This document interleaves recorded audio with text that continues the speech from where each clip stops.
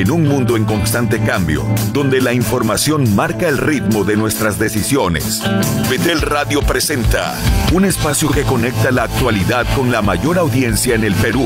Tendencias, noticias, entrevistas y análisis que marcan diferencia en tu jornada. Queda en la conducción Grecia Oré. Bienvenidos, ¿cómo están todos? Soy Grecia Oré, son las 9 de la mañana, hoy es miércoles 6 de agosto y de esta forma empezamos su programa Tendencias. A propósito, el día de hoy, que es 6 de agosto, se conmemora la batalla de Junín, para muchos día feriado, seguramente van a proyectarse en el día, salir a pasear con su familia o descansar en este día miércoles para luego retomar el trabajo el día de mañana jueves, pero hoy tengo como invitado a alguien con quien tengo mucho deseo de conversar particularmente sobre la historia de nuestro país. Él es Rafael Aita, conocido también como Capitán Perú, escritor, docente universitario y bueno, muchos más títulos que podríamos nombrar. ¿Cómo estás, Rafael? Gracias por acompañarnos. Hola, ¿qué tal? Aquí encantado de estar en tu programa.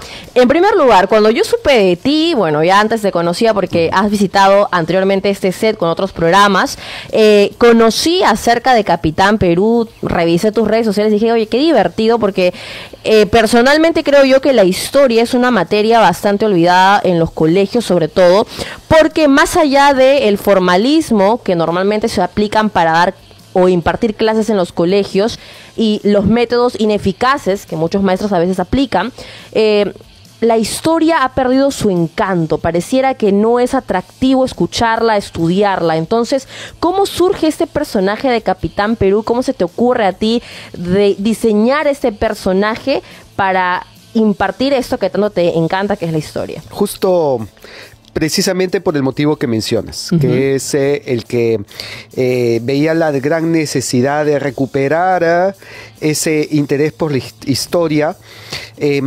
Creo que existe un vacío en nuestra currícula escolar, cuando el curso de historia del Perú se ha tenido que fusionar con los de geografía, con educación cívica para formar el curso de ciencias sociales, y eso hace que se dedique menos tiempo al que nosotros nos dedicaban con un curso de historia solamente como tal, y por lo tanto había que suplir ese vacío con lo que existe ahora precisamente, ¿no? Las redes sociales, videos en YouTube, Instagram, TikTok, y es ahí que nace esta idea del personaje de Capitán Perú, que de una manera muy visual, porque utiliza el disfraz, el escudo del Perú, lleva una historia a los colegios, pero también una historia mucho más disruptiva, mucho más controversial.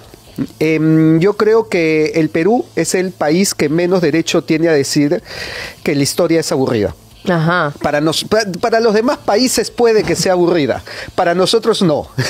Nosotros es todo lo contrario. Nosotros tenemos una historia que está llena de controversias, de traiciones, de luchas de poder, de enamoramientos. El tema amoroso ha sido muy importante desde la época incluso de los incas o tal vez antes.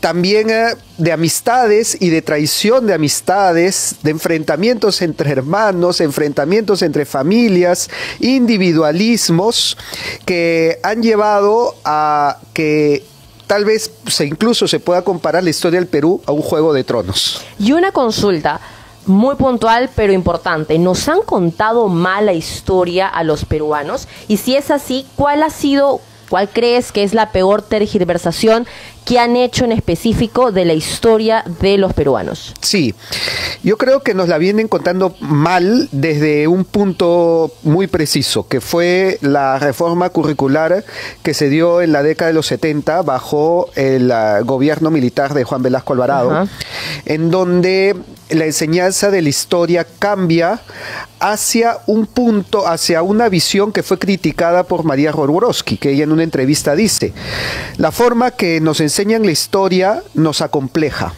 Y creo que ese es el mayor, no error, el mayor daño, la mayor herida que se puede causar en el autoestima nacional de este relato de un peruano siempre víctima, siempre oprimido, eternamente perdedor, el cual pues nos coloca una barrera mental y nos hace sentirnos como si estuviéramos siempre esclavizados. Y no es así, no fuimos aquel imperio glorioso que fue conquistado por los españoles y que perdió toda su gloria, perdió todo su glamour, perdió toda su riqueza hasta que logra independizarse, pero en todo ese proceso hay también altos y bajos. No, para nada, para nada. De hecho, la conquista fue hecha en un mínimo porcentaje por los españoles. Gran parte de la conquista la hacen más bien las etnias como chancas, huancas, chachapoyas, cajamarcas, etcétera, que se alían a los españoles para hacer la guerra, ya sea al bando de Atahualpa o al bando de Huáscar, e incluso los mismos cusqueños huascaristas se aliaron a Pizarro porque veían un mayor enemigo en Atahualpa que los españoles. Y esto también les permite, junto con la rebelión de Manco Inca, el negociar derechos, privilegios y una nueva posición en el nuevo sistema político, al punto que existieron nobles incas durante los 300 años de virreinato. Es decir, hubo alianzas entre los conquistadores y los conquistados, hubo coaliciones internas y no fue un conquistados versus conquistadores netamente. ¿Qué es lo que dice José Antonio del Busto, no? Somos los hijos de los vencedores y los vencidos. Y no podemos dividir la historia de la conquista en españoles contra incas, principalmente porque los españoles se mataron más entre ellos, igual que los incas, ¿no? Recordemos la guerra entre Huáscar y Atahualpa, y recordemos también la guerra entre Almagro y Pizarro. Y voy a poner un ejemplo clarísimo, ¿no? Durante la rebelión de los encomenderos, uno de estos encomenderos, llamado Hernández Girón, era un español que se rebela en contra de la corona. Entonces la corona envía ejércitos a Blasco Núñez de Vela, envía luego a Pedro de la Gasca para terminar con toda esta situación, y ellos consiguen alianzas con los huancas, y los que derrotan a el rebelde español Hernández de Girón fueron huancas que peleaban a favor del rey de España, en contra de un español que se había sublevado contra su propio rey. Dime cuál de esos dos es el bando de los españoles. Ajá. ¿No? ¿El del español rebelde contra su rey o el de los huancas que peleaban a favor del rey de España? Y en este caso, ¿en qué momento de la historia se perdió este hilo de sucesos? ¿Y por qué? O sea, ¿cuál es el fin? ¿Por qué han decidido contarnos otra versión totalmente diferente, si es que es así? ¿Y cuál ha sido el resultado a lo largo de todos estos años? Porque ahora contar esta versión en un colegio o eso es una persona, te dice, estás loco.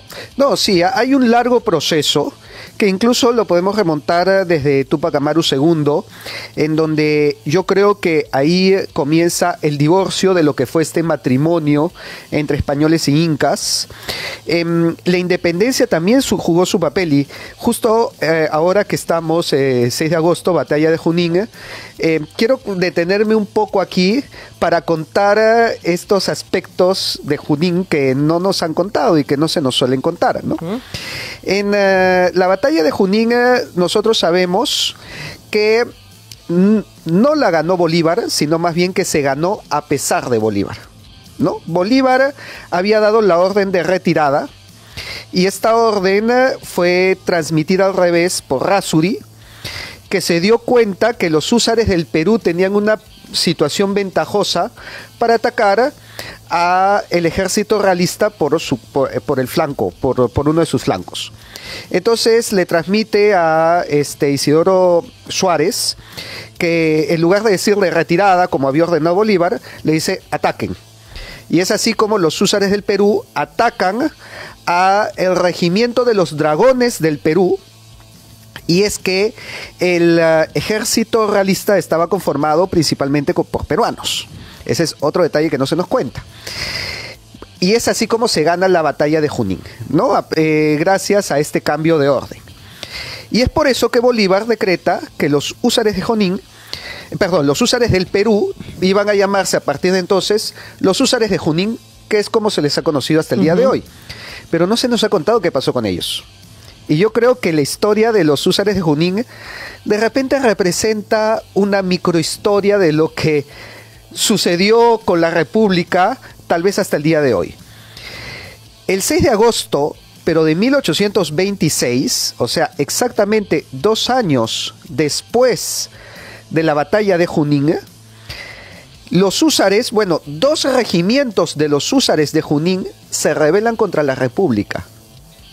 Hartos de Bolívar, en contra de la Constitución vitalicia, deciden que el régimen republicano era peor que lo que había antes.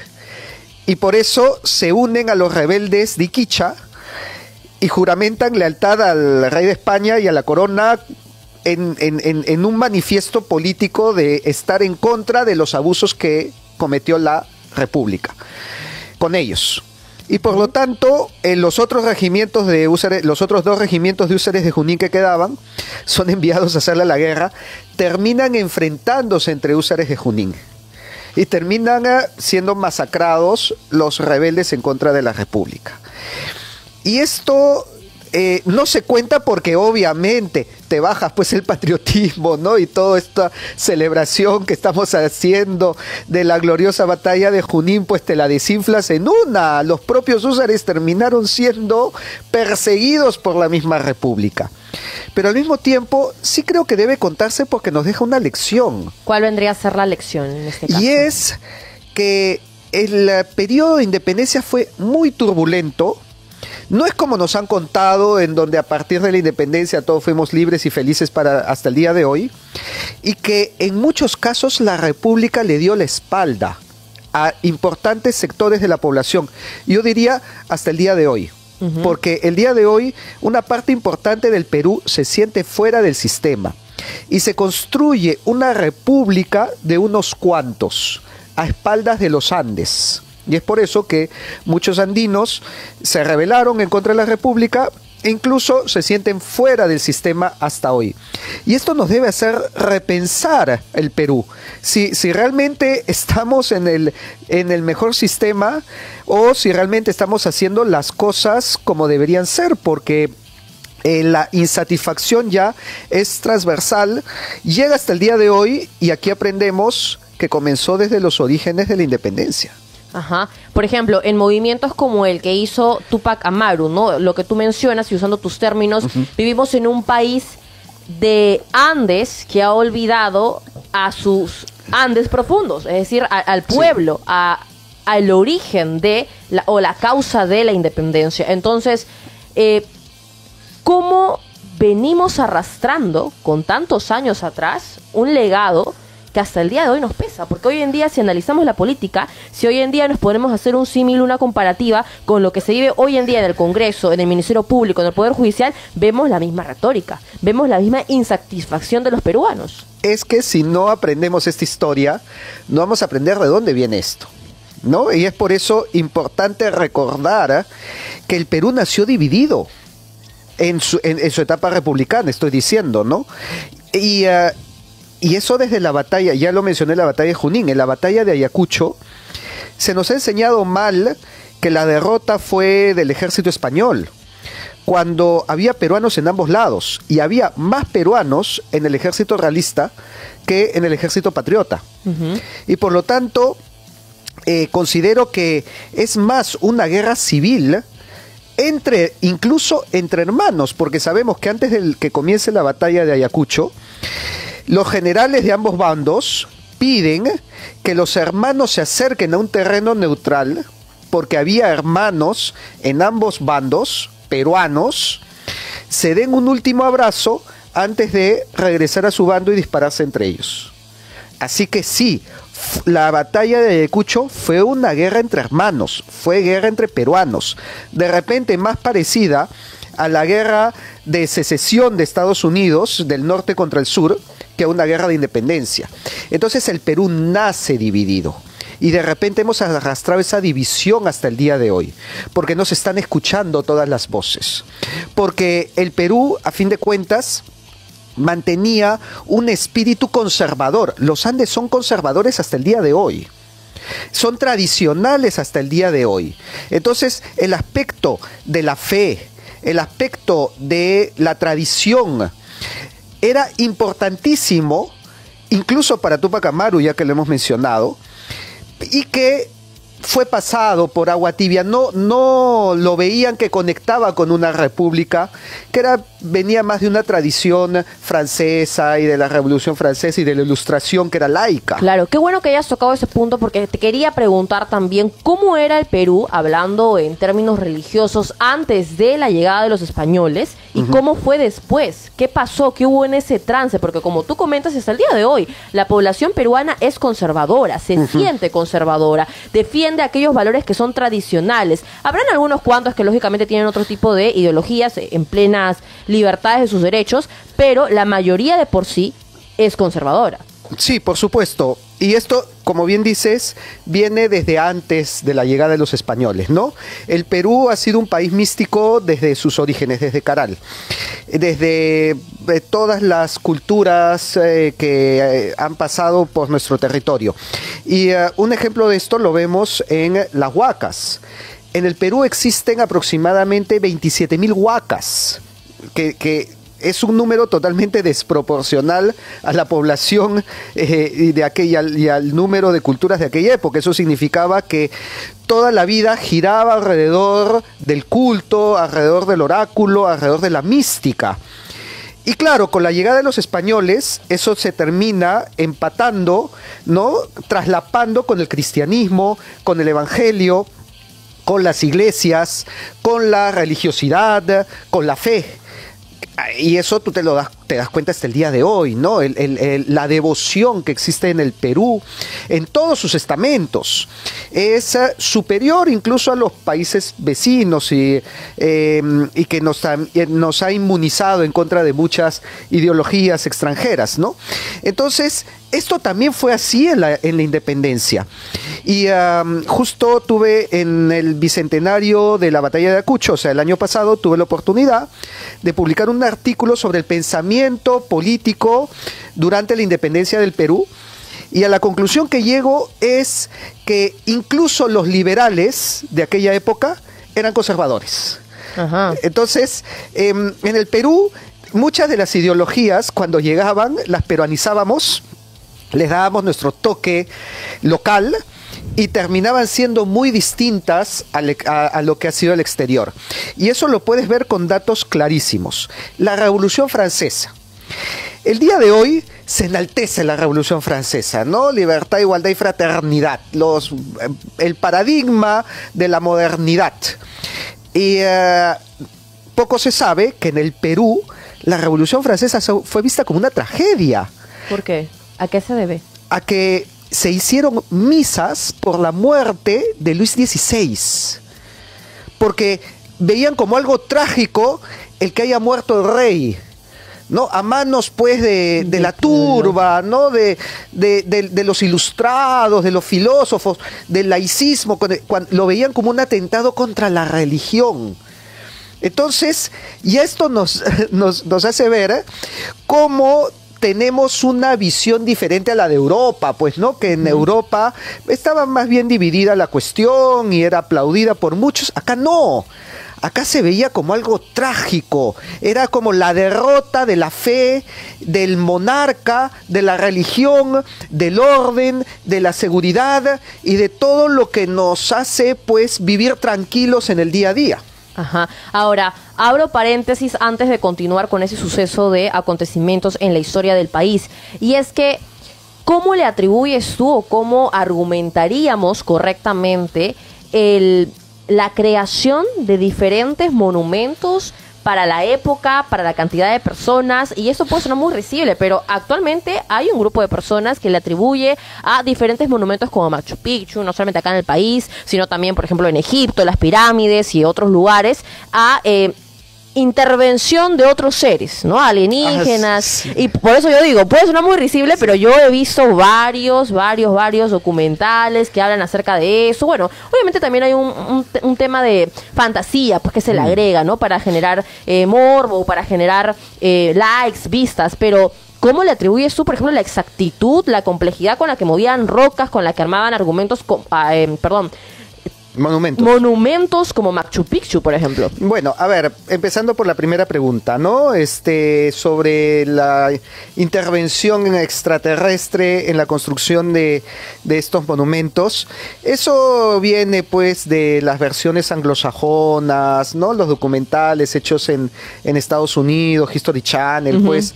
A ver, ¿qué monumentos tiene Estados Unidos en esa época también, ¿no? Lógicamente, para ellos esos deben ser alienígenas, ¿no? En la Inglaterra mismo tienen Stonehenge, pues que son 4 piedras puestas una sobre otra, ¿no?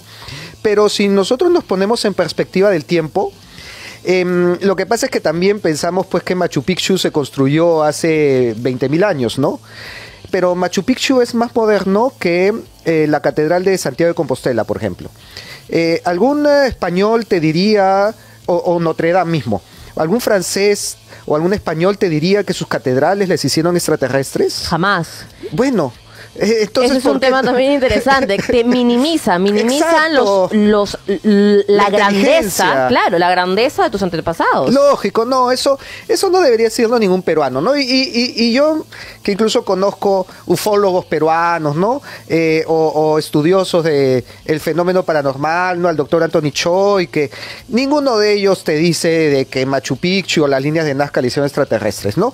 Hemos seguido un registro del avance tecnológico y de ingeniería en el Perú y podemos decir con seguridad que hubo una evolución de miles de años en las técnicas, desde Chavín, desde Sechín, incluso antes, pasando pues por Huari, Tiahuanaco, en donde seguimos la línea de mejora tecnológica y de mejora en los conocimientos, como para decir que perfectamente Machu Picchu y los grandes monumentos los construyeron los incas y las culturas locales. Excelente. Quería hacer ese salvoconducto, quería mencionarlo, quería abrir el paréntesis, pero ahora continuando con esta línea de tiempo, hablábamos acerca de las insatisfacciones que había en el Perú antiguo durante la época de la independencia y cómo teníamos un Perú dividido, ¿no? Que era algo que tú mencionabas. ¿Cómo esa historia que hemos venido arrastrando a lo largo de los años ha calado, por ejemplo, en la historia del terrorismo? En la que, como tú mencionabas, no fue un conflicto externo, es decir, no fue Perú contra Chile, Perú contra Bolivia, fueron peruanos. Sí. ¿No? Fueron peruanos que en nombre de diferentes ideologías, en nombre de diferentes pensamientos, diferentes líderes, cometieron actos terroristas, terribles, maldades contra su propio prójimo, porque al fin y al cabo mataron, masacraron a otros peruanos contra peruanos. Es que la historia de peruanos contra peruanos incluso se puede remitir a una época anterior a que exista el Perú como tal. Ejemplo, Huáscar y Atahualpa. Y este fenómeno nos permite también entender mejor el periodo de la conquista, cuando vemos lo cruenta que fue la guerra entre hermanos, entre Huáscar y Atahualpa. Y cuando nos damos cuenta que los generales de Atahualpa, cuando entran a Cusco, masacran a toda la familia de Huáscar, ¿no? A sus mujeres, a sus hijos, delante de sus propios ojos. Cuando queman la momia de Tupac Yupanqui, que creo que fue lo que más le dolió a los cusqueños, ahí podemos entender por qué los huascaristas, los cusqueños, prefirieron aliarse a los españoles con tal de hacerle frente a los de Atahualpa. Y esto lo podemos ver durante distintos puntos de la historia, ¿no? Peruanos contra peruanos. Imagínate que, citando a Simón Bolívar, que ya muchos saben que no es de mi agrado, pero dijo una frase muy cierta, ¿no? Dijo, cuando vio que en el mismo Perú había este enfrentamiento, mencionó, ¿no? Esta es una tierra de guerras civiles, ¿no? En donde han peleado desde Huáscar contra Atahualpa, desde Pizarro contra Almagro, hasta el momento de la independencia, en donde los dos primeros presidentes del Perú, José de la Riva Agüero y Bernardo de Torre Tagle, también se enfrentaron, ¿no? Entre ellos, o sea, como dije, la República nació dividida y posteriormente podemos seguir en la guerra con Chile, pasó exactamente lo mismo, ¿no? Caceristas, pirolistas, iglesias entraron en guerra civil, se enfrentaron en la posguerra.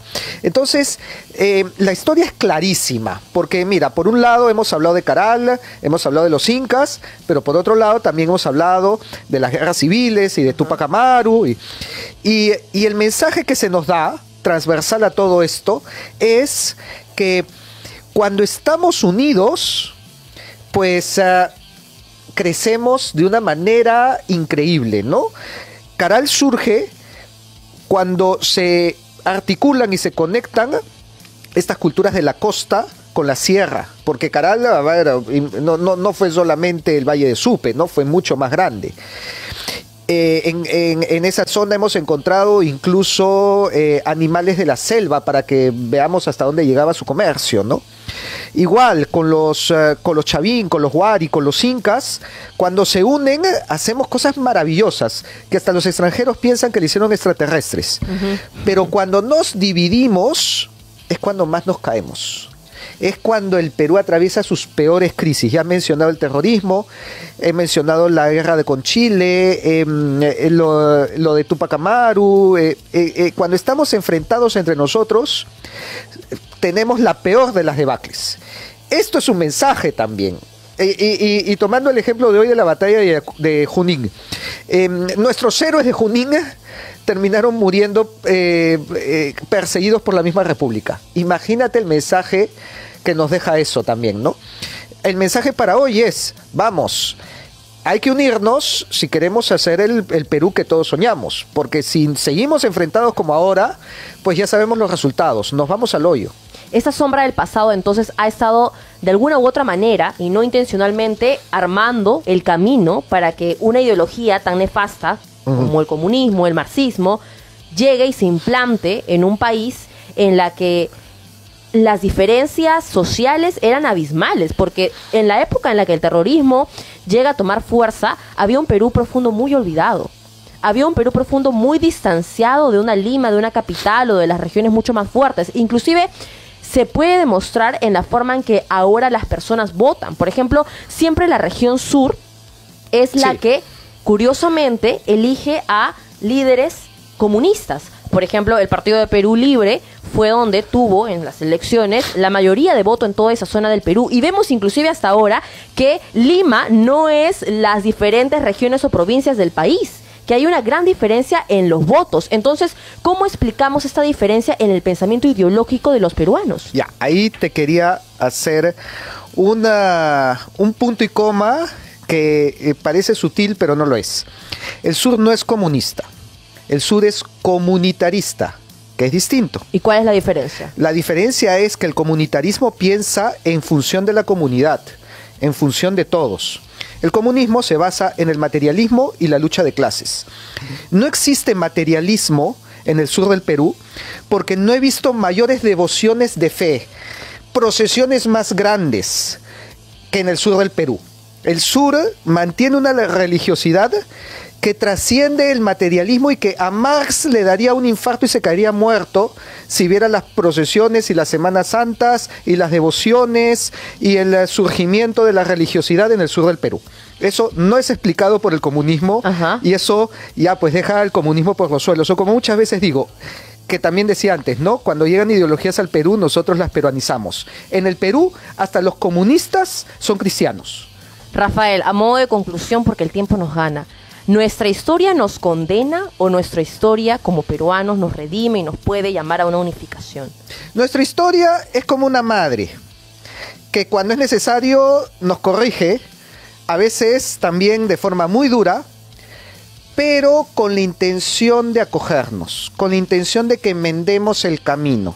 Si en algún momento la historia nos condena, no lo hace de forma excluyente o de forma justiciera, no para justiciarnos. Lo hace para que mejoremos y porque al final el objetivo va a ser el unirnos más, que era lo que había mencionado antes. el mensaje final de la historia es, cuando todos estamos hacia la misma dirección, es cuando mejor nos va. En el caso del Perú, recordemos que esta integración viene a partir de Pachacútec Inca Yupanqui, que es el que nos une a todos, y lo hace a través de una revelación que él tiene, del sol que le dice, yo quiero que todos estén unidos.